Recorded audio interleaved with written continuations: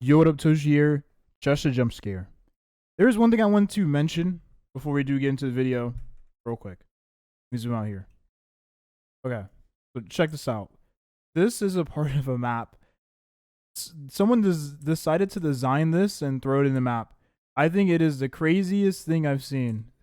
Like literally, this is a set of steps. Like what are what is this? Instead of doing all that, you can quite literally just like jump off the top. Why that was added, I don't know. It looks cool at least, but I have to imagine that was definitely a day's worth of resources to design. But yo, what up, Toshi here? We're gonna be making a video on the gacha for Rememento White Shadow. I'm sure a lot of you have already pulled in this game, so this video might come a little late. For those of you that have not pulled yet, it's a good time to really get a deeper understanding of the gacha, how it works, and what to look out for whenever you are rolling in these separate banners. Now, starting off with the first banner, this is the mnemonic select echo. You can select your 5-star of choice here. This is your beginner banner, basically. In this banner, you can choose one of 4 characters, not one of 5. One of 4 characters.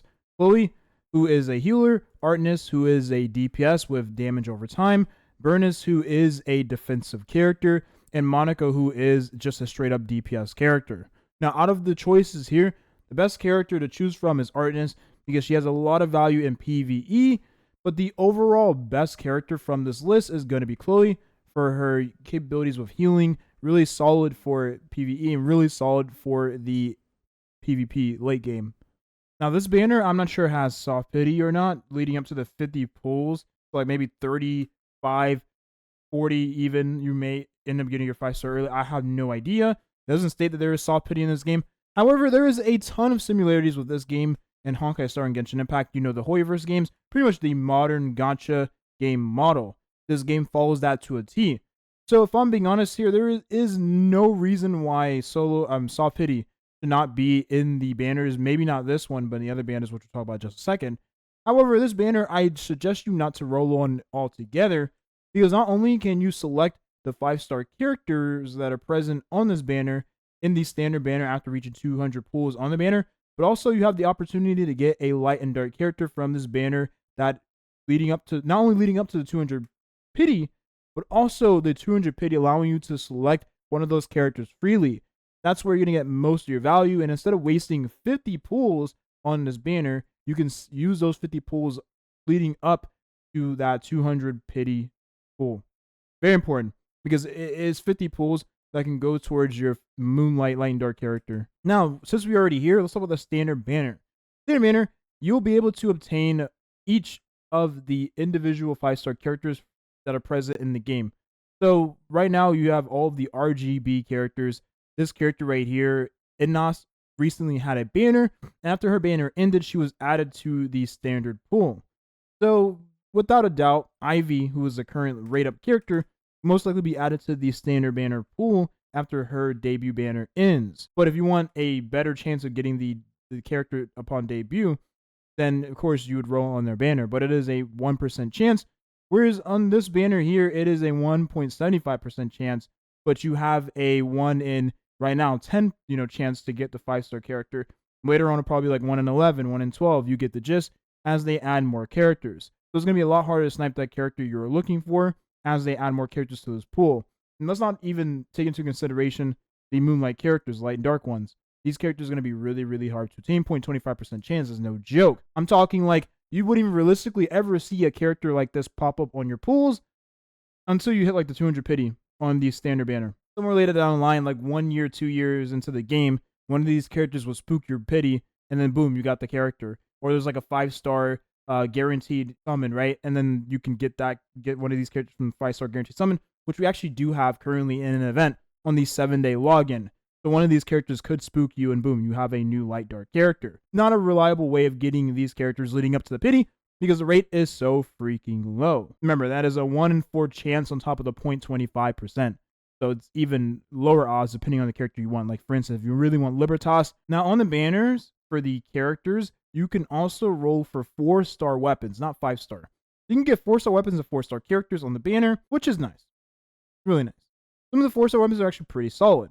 but the 5-star weapons are going to yield more higher base stats and overall more value from the passives you get from those artifacts, light cones, whatever you want to call it. Now, I also want to mention too that unlike Star Rail, let's just say Star Rail because this is the audience of game that most of you know me from, right?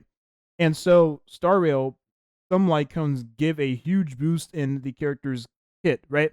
Like for instance, recent character's highest sign. If you have a light cone, you're able to drain the HP from your allies, which helps a character like Blade. He becomes a better ally for a character like Blade. Well, in this game, there isn't anything like that as of right now.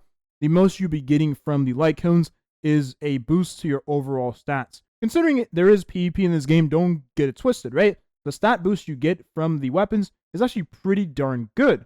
Like, if we look at the weapon for 5-star Ivy, the weapon gives her a pretty solid... Dude, I hate scrolling on this game, man. The stats gives her a pretty sizable boost in her attack power, her crit damage, and her attack power even higher when she reaches a certain percentage of HP.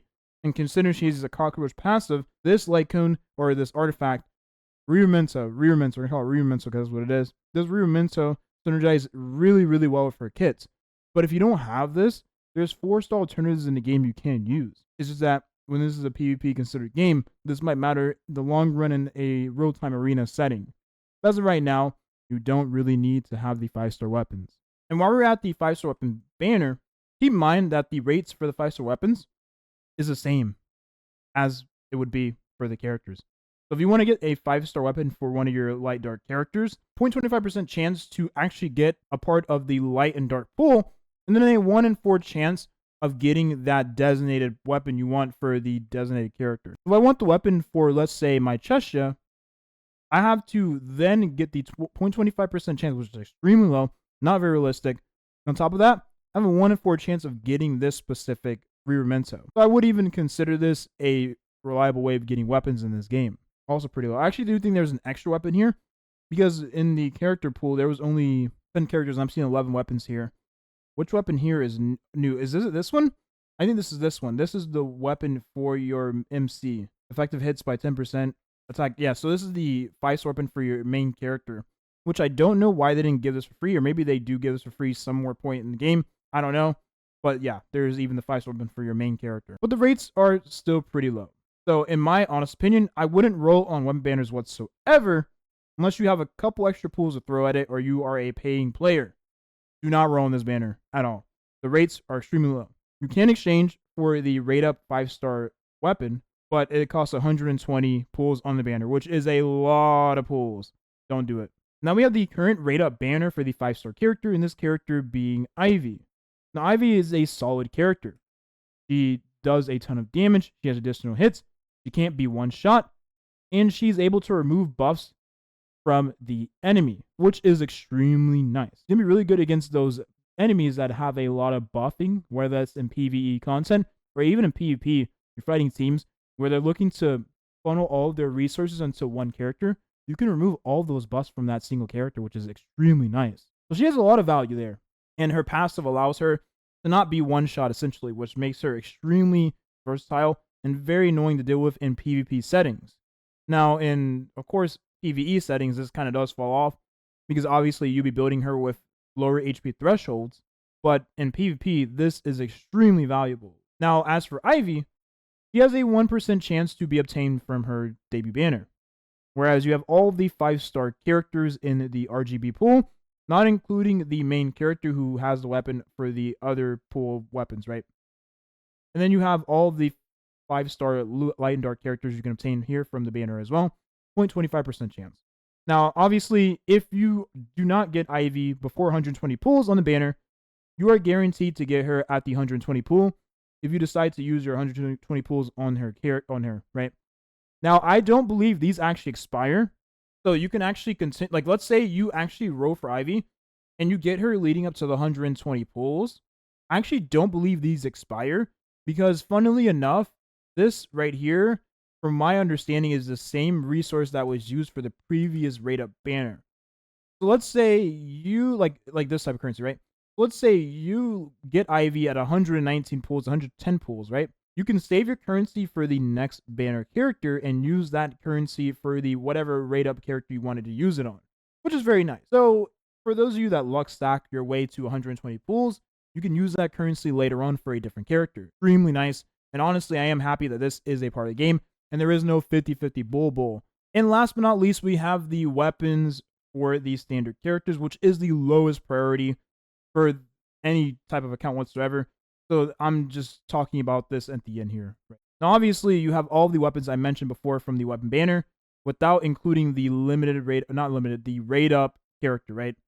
There are no limiteds in the game currently, but the rate up banner character. Now, when Ivy goes away, her light cone will appear. Light cone. Oh my god, I keep saying that. Rememento. Her Rememento will appear on this banner. Listen. I apologize. I said light cone probably a million times. Oh my god. They do look like light cones though, but her Rememento Ivies will appear in this banner after she goes away. So if you want to try to snipe her like Rememento later on, you could try to do that. And once you reach a 200, pity with standard pools, you can exchange for one of the 5-star light cones for any character, right? The standard characters and the characters like the rate up as well. Now, obviously, if I was to use my 200 pity, I would most likely use it on a character and probably dupe of a character as well. I don't think I would ever use it on a weapon for a character, especially considering it is a PvP game, and the more characters you have, the more flexible your account is. So you want to have as many characters as possible on your account, not as many weapons as possible. That is for the spenders and the whales and all of that. Don't worry about it if you are a free play or a super duper light spender of the game. Okay, last thing I want to mention is the dupe currency in this game. So every time you pull a Rememento, whether that is 5-star, 4-star, you get this dupe currency in the top right corner. You have the 5-star dupe currency, and you have the 4-star dupe currency. You can use the dupe currency to get 5-star dupes of the 5-star character of your choice. So if I want to get dupes for my Cheshire, I can do so with the 5-star dupe currency. But it's going to take quite some time to get that currency up to 50 to where I can exchange for one dupe. Now, as for the 4-star dupes, you can exchange the dupe currency for a 4-star character you have not obtained yet, or 4-star dupe of the character you have already obtained. So let's say I want to pull Pluto, who is a very solid character right now, one of the best characters in the game, period. I can do so after I reach 100 pity, not 100 pity, 100 in terms of dupe currency, after rolling and getting 4-star characters on banners. So I probably after one summon session, I'll have enough to get a Pluto. Of course, if I don't already obtain a character, during that summon session. So this is a very nice feature for those of you that are looking to get those 4-star characters you are missing, and long-term, those 5-star dupes for some of those game-changing characters. I'm saying Libertas, but even a character like Diana, who's really good right now. That pretty much wraps up the gacha for this game. Hope I explained it in the best way possible, and I tried to give a little bit of clarity, a little bit of explanation on why I pretty much stated what I stated, and why exactly you shouldn't be rolling on the standard weapon banner, and you shouldn't be rolling on the beginner banner. Because if you roll in the beginner banner, you are wasting 50 pools you could be using towards your pity for a character like I have on the screen in front of you, Cheshire.